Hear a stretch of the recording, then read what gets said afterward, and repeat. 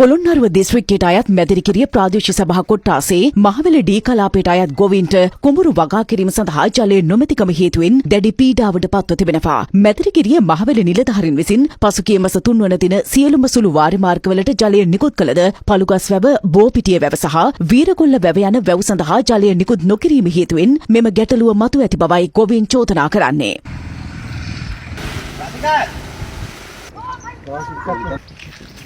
මේ ගොවි සංවිධාන ජලපාලකවරයා මම තමයි මේ මිනිස්සුන්ට වතුර බෙදා හරින්නේ. හැබැයි මට බෙදන්න වතුර නැහැ, හොරව කටේ වතුර නැහැ, හොරව කටෙන් අදින්නේ නැහැ. ඉතින් අපි ලොකු අපහසුතාවයකට පත් වෙලා තියෙනවා. මහවැලිය තාමත් මේ අපේ පරණ ගම්මාන කියලා අපිට සලකන්නේ කුඩම්මගේ සැලකිලි. මේ වෙනකම් වතුර මුරයක් දුන්නේ නැහැ. අපි ගොවියෝ 450ක් විතර මේකේ භුක්ති විඳිනවා මේ වැව්තුනේ. වතුර පාරක් ඉල්ලන්න ගියාම අපිට ටෝක් කරන්න එපා කියනවා. මෙහෙම කරනකොට මේ ගොවියා කොහොමද රටට බස් අපයන්නේ? දැන් කෝ අර දවසවල පස් කෑවා වැලි කෑවා උන් කෝද? අපිට මේ සාහන ආධාර ඉල්ලන්නෙත් නැහැ. අපි නිකන් කන්න ඉල්ලන්නෙත් නැහැ. අපි ඉල්ලන්නේ මේකට දීපල්ලා වතුර ටිකක් අපිට අතපය මහන්සි කරලා වැඩ කරන කන්න. මේවට මේ භූමි ගාඩ දෙන්න 50ක් ඕනේ කුඹුරක් ගන්න. දැන් මේක දාගෙන 3ක්වත් ආනන්නේ. එතකොට මොකක් සල්ලි දෙන්න අපිට ඕවට? ආස්තිය වැඩ කළා බත් කරනවා අපි අදත් බත් කරනවා. දැන් මහවැලියක් ඉන්න එක නිරලත් ටික රණ්ඩු වෙන්න වෙනවා. වෙන මොකද්ද වෙන්නේ අපිට? මේ අතර කන්තලේ වාන්නැල ගොවි ව්‍යාපාරයට අයත් ඉඩම් 1973 වසරේ හේන් ගොවිතැන සඳහා වෙන් කර තිබූ අතර 1987 සහ 88 සමයේදී එම ඉඩම් කුඹුරු කටයුතු සඳහා වෙන් කෙරුණා.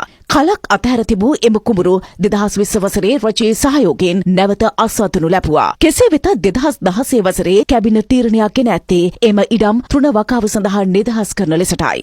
මේ සම්බන්ධයෙන් කන්තලේ වාන්නැල ගොවින් ඊයේ පැවති මාධ්‍ය හමුවකදී අදහස් පළ කළා. මේ වෙනකන් දැන් අවුරුදු 30කට ආසන්න කාල සීමාවක් ගොවියන් වශයෙන් අපි කුඹුරු වගා කරපු භූමිය හඳුනා නොගත් ඉඩම් කියලා බාර දීලා තිනවා තන පිට්ටනියකට. ඒ කතන්දරේ නිසා අපිට පොහොර සහන ආධාරය නැති කරලා තියෙනවා. රටට බත තැපයපු අපි දැන් පාරට වැටලා තියෙනවා. මොකද රජයෙන් ගොවි සංවිධාන වලට දෙන්න තියෙන සහයෝගයන් මොකවත්ම නැති කරලා. පවුල් 285කට බත නැති වෙනවා කියන්නේ රටට හිඟන්නෝ ටිකක් බෝ වෙනවා කියන එක. අවශ්‍ය පොහොර අවශ්‍ය ප්‍රමාණයට යොදන්න නැති නිසා දැන් වගාව අසාර්ථක මට්ටමකට පත් වෙලා තිනවා. කුසිකාර්ම අමාත්‍යතුමාගෙන් අධිකරු ජනාධිපතිතුමාගෙන් සහ ගොවිජන සේවා දෙපාර්තමේන්තුවේ අධ්‍යක්ෂ ජෙනරල්වරයාගෙන් ඉල්ලා සිටිනවා ගොවියෝ අසරණ කරන්නේ නැතුව කරුණා කරලා ගොවියෝ පාරට බස්සන්න නැතුව අපේ වගා භූමියට අදාළ අවශ්‍ය සියලු පොහොර සහනාධාරය ඇතුළු අනිකුත් සහනයන් පෙර පරිදි ලබා දීම කටයුතු කරන්න කියලා ඉල්ලා සිටිනවා.